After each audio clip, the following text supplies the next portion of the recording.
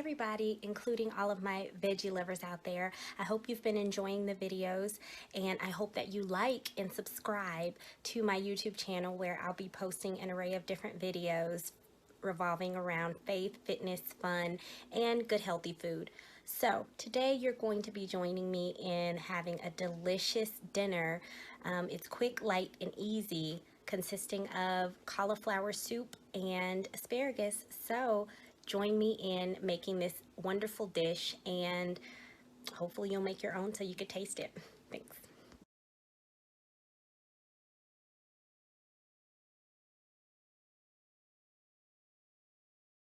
Okay, so now we're going to get started on our cauliflower soup. First, I have a pot already on the stove. I'm going to add 1 teaspoon of olive oil, and then I'm going to cook some onions and some garlic, just so that when I blend up the cauliflower, I can blend them all together, and so that they can cook together to give it even more flavor, even though the soup is extremely flavorful without this. So typically, if I do use an onion, I use a yellow or a white onion, but this is a sweet red onion, so hopefully that doesn't make everything turn purple or red. If it does, I don't know. I'm great about trying different things, and I love fun foods, so shucks, I'll eat a purple soup. Now we're going to cook these onions until they are translucent.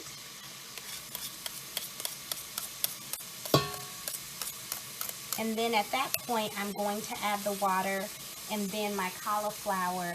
And you'll see I'm going to be cooking based off of America's Test Kitchen video, which tells us how to cook cauliflower. I'll include the link below, but when you cook cauliflower for a certain amount of time, it gives it different flavors. So stay tuned. So I am now adding the cauliflower to the pot with about 8 cups of water in the pot. And I did cut some cauliflower to put to the side because we're going to make a little bit of a topping to throw in with our other soup. So I just added part of the cauliflower. This cauliflower I'm going to allow to cook for about 30 minutes, and then once I add the next bit of cauliflower, it will cook for about 10 minutes. And the last bit, I am going to show you how to do a special delicious simmer to put on top. So I really hope that you go back and watch the video from America's Test Kitchen about the science of cauliflower, because that video just tells you so much about cauliflower that we didn't know. And that's exactly why I am cooking them at different points in times, because they'll have different flavors, and when you mix the flavors, oh my gosh, it'll be unbelievable. So I have chopped up little cauliflower florets, and I'm going to throw them in here, cook them with a little rice vinegar because I'm out of regular vinegar, and we'll go from there.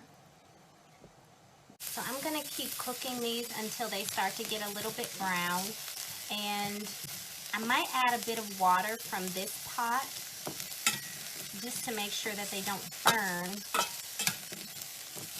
It's been about 30 minutes, so I'm going to go ahead and add the other cauliflower to the pot, and I'll let that cook for another 10 minutes, and then we'll be ready to puree. Puree.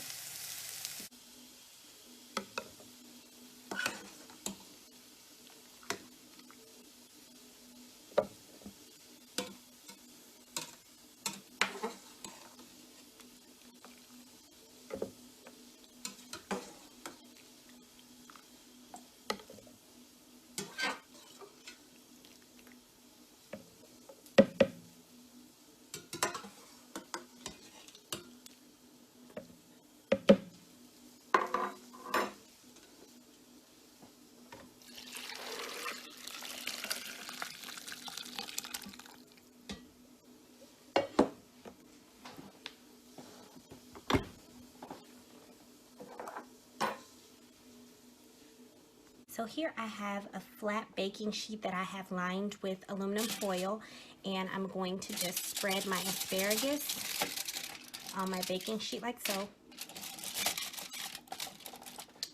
And then I'm going to add a tablespoon of olive oil, maybe 2. I'm not one that likes to eat foods with heavy oils or a heavy amount of oil, just because I like to keep it healthy. Too much oil for me is usually too much fat in a dish and takes away from the natural flavors of whatever we're having. Then I will add a little bit of garlic powder.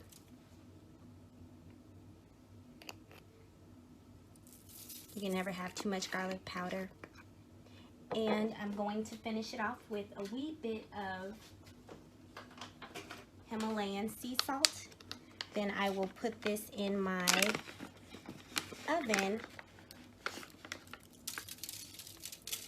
just a half pinch, and cook it for an amount of time that I have yet to determine, but will post at the bottom in the steps on how to make this delicious dish.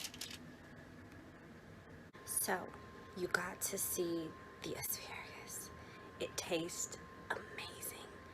I sometimes have had crunchy asparagus, which I don't mind, but just that teaspoon of olive oil has made it just oh so delicious. Oh my gosh.